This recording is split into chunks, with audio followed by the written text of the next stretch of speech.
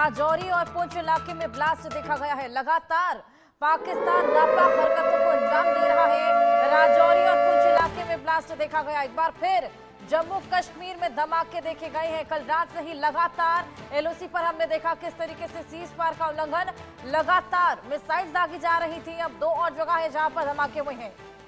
LOC पर लगातार ये धमाके, हालांकि इसको लगातार नाकाम भी किया जा रहा है।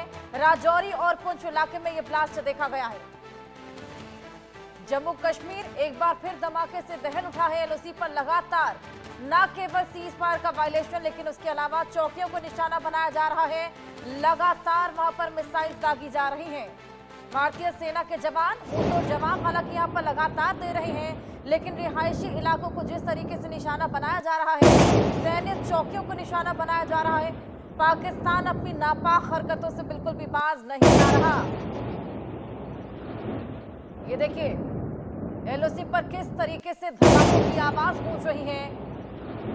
पूरा आसमान यहाँ पर धमाकों से गूंज उठा है। ब्लैकआउट पूरा रहा है जम्मू कश्मीर में। S-400 भी लगातार कारगर रूप से यहाँ पर मिसाइलों को ध्वस्त कर रहा है। उसी बीच दो और जगह है जहां पर ये धमाके सुनाई पड़े हैं। राजौरी और पुंछ इलाका जहां पर ये ब्लास्ट, उसी ब्लास्ट की ये तस्वीरें भी हैं। हालांकि क्योंकि वहां पर पूरी तरीके से ब्लैक आउट है, तो आपको बिल्कुल अंधेरा यहां पर फिलहाल नजर आएगा, लेकिन ब्लास्ट की आवाज आपकी टीवी स्क्रीन पर।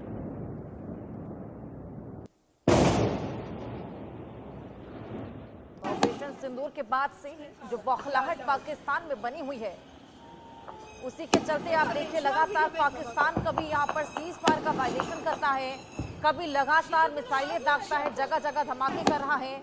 जैसलमेर में भी धमाका देखा गया, इससे पहले अमृतसर में भी धमाका देखा गया। ये देखिए ये वो तमाम मिसाइलें हैं जो पाकिस्तान की ओर से दागी गई थी, लेकिन S-400 भारत का चक्रव्यूह जो लगातार इन मिसाइलों को ध्वस्त करता हुआ चला आया। ये तस्वीरें देखिए, ये देखिए रेड सर्कल के जरिए आपको तमाम मिसाइलें दिखाने की कोशिश की। काले धुएं का गुब्बार आसमान में लगातार उठता चला जा रहा है। जिस तरीके से लगातार धमाके देखे जा रहे हैं, ये वो तमाम मिसाइलें हैं जो पाकिस्तान की ओर से दागी गई थी। हालांकि S-400 air defence system Bharat का जो ये तमाम मिसाइलों को ध्वस्त करता हुआ,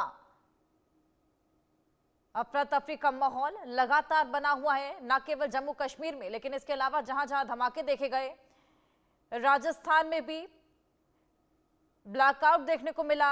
ये देखिए 6 तस्वीरें आपकी टीवी स्क्रीन पर, जिस तरीके से ड्रोन के जरिए अटैक किया गया था, इन सभी अटैक्स को ध्वस्त कर दिया गया। अटैक नंबर 1, 2, 3, 4, 5 और 6 आपकी टीवी स्क्रीन पर। लगातार इस तरह के धमाके कल पूरी रात देखने को मिले हैं। बौखलाहट यहां पर पाकिस्तान की साफ देखी जा सकती है।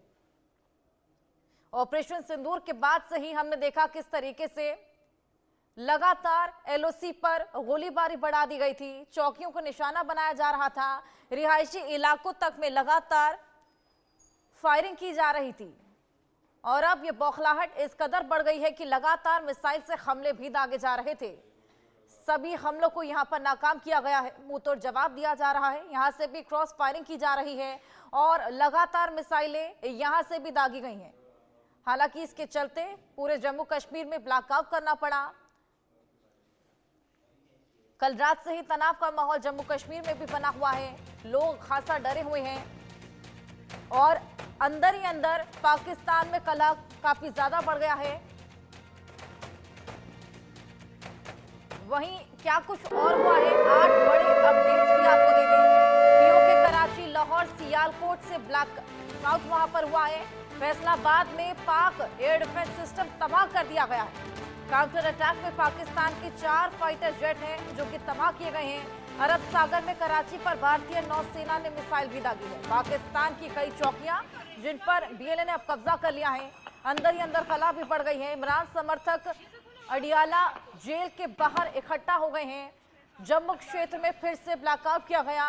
भारत पाकिस्तान टेंशन के बीच PSL दुबई शिफ्ट किया गया है। ये 8 बड़े अपडेट हम आपको दे रहे हैं। अंदर ही अंदर कला इतनी बढ़ गई है कि बीएलए लगातार यहां पर प्रहार पाकिस्तान पर बरसा रहा है। जम्मू क्षेत्र में ब्लैकआउट फिर करना पड़ा क्योंकि लगातार वहां पर धमाके और मिसाइल अटैक देखा जा रहा है। ये 8 बड़ी अपडेट हम आपको बता रहे हैं। कई ऐसी चौकियां पाकिस्तान की जहां पर बीएलए ने कब्जा जमा लिया है। हमारे सहयोगी आशिक मीर हमारे साथ जुड़ गए हैं। आशिक, स्थिति लगातार खराब होती जा रही है, लगातार पाकिस्तान हम देख रहे हैं नापाक हरकतों को अंजाम दे रहा है। फिलहाल रीसेंट डेवलपमेंट क्या है?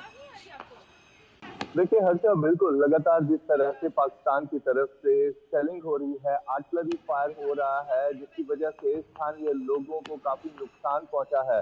फिलहाल हम एक अनडिस्क्लोज लाइन ऑफ कंट्रोल की एक लोकेशन पे है और अभी भी जो है रुक रुक के फायरिंग की आवाजें सुनाई दे रही है। और मेरे पीछे जो आप ये एरिया देख रहे हैं, ये काफी ज्यादा हिट हुआ है। इस एरिया का नाम हम नहीं बताएंगे, लेकिन लगभग 20 ऐसे लोगों को जो है श्रीनगर रेफर किया गया है, जो कि अलग अलग अस्पतालों में ले जाए गए हैं, क्योंकि पाकिस्तान की तरफ से जो कल से शेलिंग हुई है वो सिर्फ ज्यादातर जो है हमने देखा कि सिविलियन पॉपुलेशन को ही टारगेट किया गया है। कई सारे लोगों के घर जो है वो जले हैं। खासतौर पर अगर हम घाटी के इलाकों की बात करें, उत्तरी कश्मीर के जितने भी इलाके हैं, चाहे कुपवारा है, बांडीपोरा है या बारामूला के एलओसी से सटीक एरिया जितने भी है, वहां पर स्थानीय लोगों पर फायरिंग की गई। लगातार रात भर जो है मोर्टार शेलिंग जो हो रही थी। फिलहाल अभी भी जो है हम रुक रुक के आवाजें सुन रहे हैं और ये पूरा एरिया जो है लाइन ऑफ कंट्रोल से लगने वाला इलाका है। और मेरे पीछे जो आप ये पहाड़ देख रहे हैं, बिल्कुल इन पहाड़ों के साथ जो है एलओसी है और यहीं से लगातार जो है रात भर गोलाबारी चलती रही। और इस समय की स्थिति जो है काफी तनावपूर्ण है। ये सारे गांव जो है खाली कर दिए गए हैं और एहतियाती तौर पर इन सभी लोगों को जो है श्रीनगर तनाव वहां पर लगातार बना हुआ गा। कुपवाड़ा से हमारे सहयोगी जावेद हुसैन भी हमारे साथ जुड़ गए हैं, उनसे और जानकारी लेंगे। जावेद, वहां पर क्या स्थिति बनी हुई है? देखिए यहाँ पर जो है रात पे लगातार रुक रुक कर जो बमबारी की जा रही थी पाकिस्तान की तरफ से। हालांकि उसके बाद सेना की तरफ से भी जवाब पाकिस्तान को बाकायदा दिया जा रहा था। लेकिन जिस तरीके से हमारी हमें जो जानकारी मिली, जो हमारे लोगों से हमारी जो बात हो पा रही थी या जो हमने जिनसे संपर्क किया, उन्होंने यही बताया कि जो एलओसी का जो बॉर्डर है पाकिस्तान और भारत का, वहाँ पर जो रिहायशी इलाका, वहाँ पर पाकिस्तान के द्वारा शेलिंग भी की गई है, जिसमें कुछ ग्राउंड ज़ीरो भी है जहाँ पर शेलिंग की गई थी। उसके बाद वहाँ पर फिर अचानक से रोक दी गई। लेकिन ये बताया गया कि लगातार गोलियां चल रही थी। हालांकि जवाब में सेना की तरफ से भी जवाब दिया गया। लेकिन अगर हम बमबारी की बात करें, शेलिंग की बात करें, तो एलओसी के कई जो इलाके हैं, यहाँ पर कुपवारा का जो ग्राउंड ज़ीरो है, वहाँ पर लगातार जो है पाकिस्तान की तरफ से बमबारी की जा रही थी और ये बाकायदा रुक रुक कर बमबारी हो रही थी। फिर उसके बाद अचानक से फिर ये तेज़ हो जा रही थी।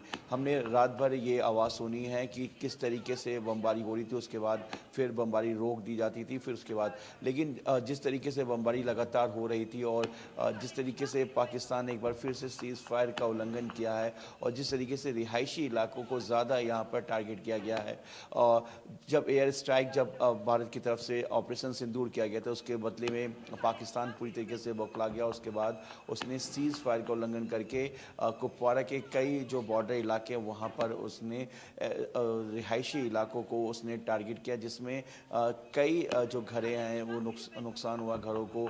कई लोग इलाका पूरी तरीके से छोड़ गए हैं वहाँ से। लेकिन लोगों का यही कहना है कि आखिर रिहायशी इलाकों को टारगेट करने का क्या मकसद है।